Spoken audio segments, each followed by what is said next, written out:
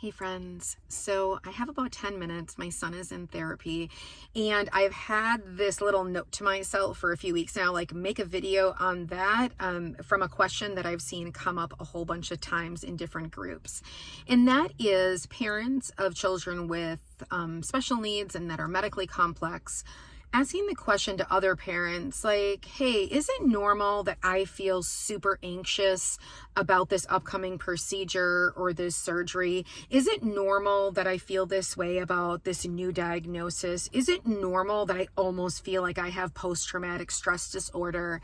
And I wanted to come on as not only a patient advocate and a special needs advocate, all of that, but a mother of a son that has significant complex medical conditions, rare disease, and special needs, and is 26 years old, to tell you that you are 100% valid in those feelings. And I would think that the greater population feels that way.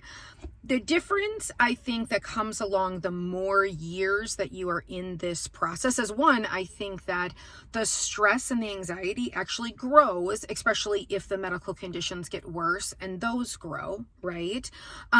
But the longer that you're in this, trying to figure out ways that you're going to de-escalate all of this anxiety and all of these feelings. So I wanted to share today two things for like about the last 10 years that I've done that can help this, because sometimes it's not even the procedure itself, it's maybe what happens after the procedure. Or maybe it's not really the diagnosis, it's the fact that you feel you don't have enough information or knowledge about the diagnosis. So that's part one. Part one is recognizing why you feel the way you feel. Is it from a past experience of a procedure or a surgery that didn't go right? Is it the fact that you feel like you don't have enough knowledge about the procedure, the steps that are going to happen, the plan, all of that? Or is it the fact that you feel that your medical team is not as great as you would want them to be to proceed forward with whatever is happening, and that's giving you this anxiousness and anxiety around that? So the first part is recognizing and identifying it. Then the second part is that if it's only those first two that I gave you in part one, I have to list these out, where it's not about that your medical team isn't competent, okay? It's the other two things. Then the next step would be is having a conversation with your medical team, letting them know how you're feeling.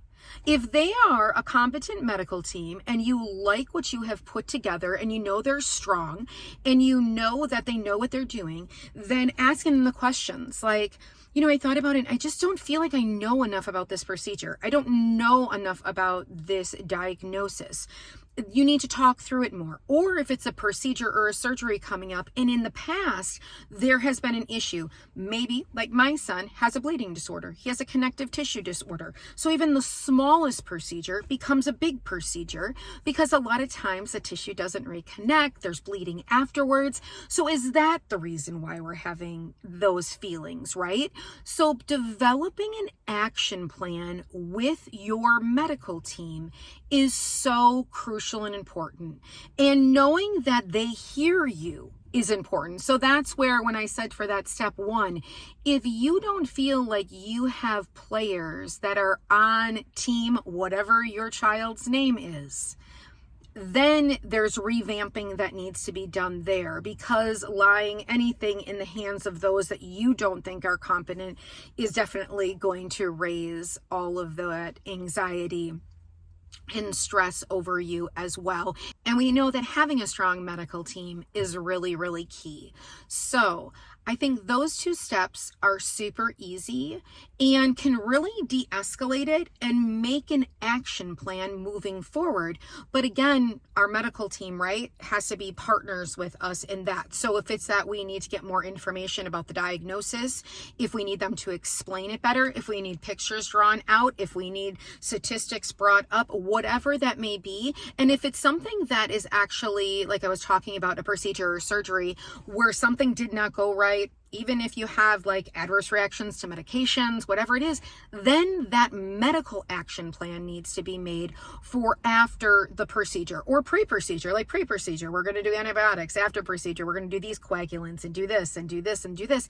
And you just knowing that everyone is on the same team and that you guys have the same plan really does de-escalate so much of the stress around it. So I know that's a really shortened version of all of it, but I didn't want to make this like a 10-minute video because he's gonna be coming out as well. So with that, I hope that that's just a helpful quick tip to kind of start to try and see if that does de-escalate anything. As always, you know that you can reach out to me for anything, whether that be through my email, website, or direct messaging me on some other social media platforms. You guys have a wonderful day. Bye-bye.